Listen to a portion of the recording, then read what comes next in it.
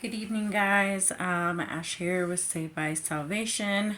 I want to start off saying I hope everybody's doing well. I know it's been a while since I've been on, but tonight we are going to read chapter 6 and chapter 7 in the book of Isaiah. So I'm just going to get started, and like I said, I hope everybody's doing well. Chapter 6, Isaiah's Call and Mission. In the year that King Isaiah died, I saw the Lord seated on a high and lofty throne, and his robe filled the temple. Seraphim were standing above him. Each one had 6 wings. With 2 he covered his face, with 2 he covered his feet, and with 2 he flew. And one called to another, Holy, holy, holy is the Lord of hosts.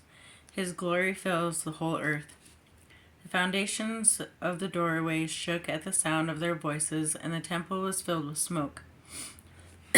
Then I said, Woe is me, for I am ruined, because I am a man of unclean lips, and live among a people of unclean lips, and because my eyes have seen the King, the Lord of hosts.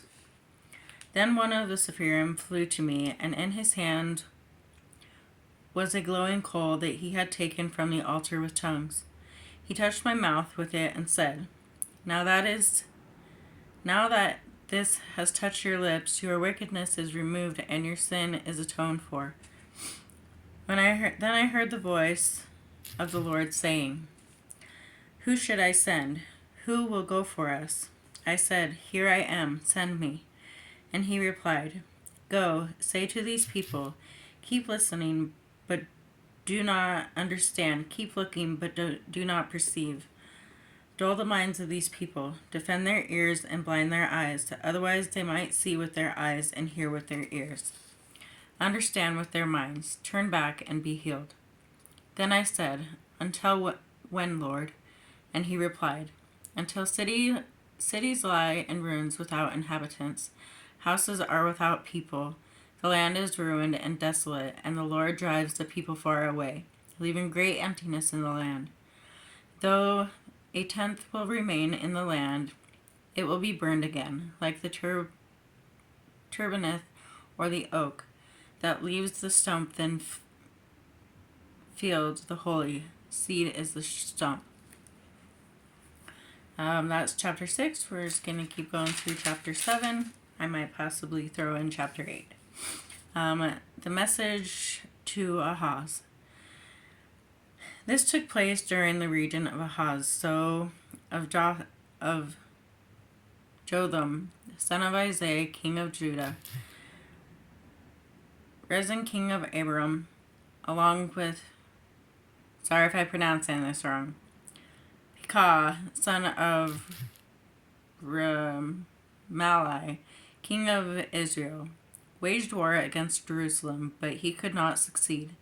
When it became known to the house of David that Abram had occupied Ephraim, the heart of Ahaz and the hearts of his people trembled like trees of a forest shaken in the wind. Then the Lord said to Isaiah, Go out with your son, Shear-Jashub, to meet Ahaz at the end of the conduit of the upper pool, by the road to the fuller's field. Say to him, Calm down and be quiet. Don't be afraid or cowardly because of these 2 smoldering shrubs of firebrands. The fierce anger of Rezin and Abram and the son of Remaliah. For Aram along with Ephraim and the son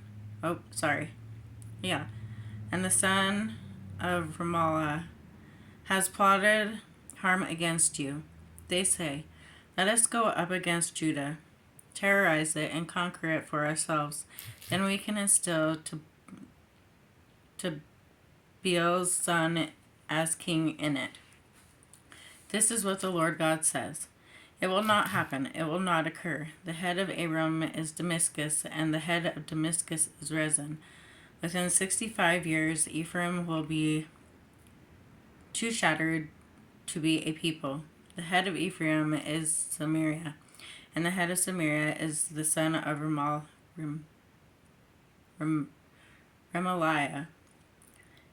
If you do not stand firm in your faith, then you will not stand at all. The Emmanuel prophecy.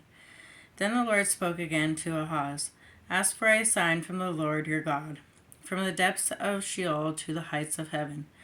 But Ahaz replied, I will not ask, I will not test the Lord. Isaiah said, Listen, house of David, it is not enough for you to try the patience of men. Or is it not enough for you to try the patience of men? Will you also try the patience of my God? Therefore the Lord himself will give you a sign. The virgin will conceive, have a son, and name him Emmanuel. By the time he learns to reject what is bad and choose what is good, he will be eating butter and honey. For before the boy knows to reject what is bad and choose what is good, the land of the two kings you dread will be abandoned. The Lord will bring on you, your people, and the house of your father, such a time as has never been since Ephraim separated from Judah. The king of Assyria is coming. On that day the Lord will whistle to the fly that is at the farthest stream of the Nile, and to the bee that is in the land of Assyria. All of them will come and settle in the steep ravines, in the cliffs of the rocks, in all the thorn bushes, and in all the water holes. On that day the Lord will use a razor hired from beyond the Euphrates River and the king of Assyria, to shave the head, the hair on the legs, and to remove the beard as well. On that day a man will raise a young cow and 2 sheep, and from the abundant milk they give, he will eat butter, for every survivor in the land will eat butter and honey. And on that day, every place where there are 1,000 vines worth 1,000 pieces of silver will become thorns and barriers. A man will go there and bow and arrows, because the whole land will be thorns and barriers. You will not go to all the hills that were once tilted with a hoe, for fear of the thorns and barriers. Those hills will be placed for oxen to graze and for sheep to trample. So that is 6 and 7. I think I am going to go through 8. And again, I apologize if I pronounce anything wrong. Chapter 8. The coming Assyrian invasion. Then the Lord said to me, Take a large piece of parchment and write on it with an ordinary pen, Mir Shalah Hashbaz. I have appointed trustworthy witnesses, Uriah the priest and Zechariah son of Jeberchiah. I was then intimate with the prophetess, and she conceived and gave birth to a son. The Lord said to me, Name him Mir Shalah Hashbaz. For before the boy knows how to call out father or mother, the wealth of Damascus and the spoils of Samaria will be carried off to the king of Assyria. The Lord spoke to me again. Because these people rejected the slowly flowering waters of Sheol and rejoiced with Rezin, and the son of Malaha, the Lord will currently bring against them the mighty rushing waters of the Euphrates River, the king of Assyria and all his glory. It will overflow its channels and will spill over all its banks. It will pour into Judah, flood over it, and sweep through, reaching up to the neck, and its spreading streams will fill your entire land. Emmanuel. Band together, peoples, and be broken. Pay attention. All you distant lands, prepare for war and be broken. Prepare for war and be broken. Devise a plan. It will fail. Make a prediction. It will not happen, for God is with us, the Lord of hosts, the only refuge. For this is what the Lord said to me with great power, to keep me from going the way of his people. Do not call everything an alliance these people say is an alliance. Do not fear what they fear. Do not be terrified. You are to regard only the Lord of hosts as holy. Only he should be feared. Only he should be held in awe. He will be a sanctuary, but for the two houses of Israel he will be a stone to stumble over, and a rock to trip over, and a trap and a snare to the inhabitants of Jerusalem. Many will stumble over these. They will fall and be broken. They will be snared and captured. Bind up the testimony. Seal up the instruction among the disciples. I will wait for the Lord who's hiding his face from the house of Jacob. I will wait for him. Here I am with the children the Lord has given me to be signs and wonders in Israel from the Lord of hosts who dwells in on Mount Zion. When they say to you, consult the spirits of the dead and the spiritists who tramp and mutter, shouldn't a people consult their God? Should they consult the dead on behalf of the living? To the law and to the testimony?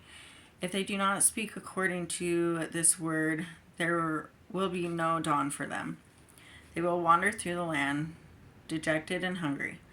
When they are famished, they will become enraged, and looking upward will curse their king and their God. They will look toward the earth and see only distress, darkness, and the gloom of affliction, and they will be driven into thick darkness. So that's pretty intense. So that is chapter 6 through 8. I want to say I'm sorry for my absence lately. Really have no excuse, so I'm not going to give one. But I hope everybody's doing well. And I will try to get back into, at least one reading a week, maybe a couple.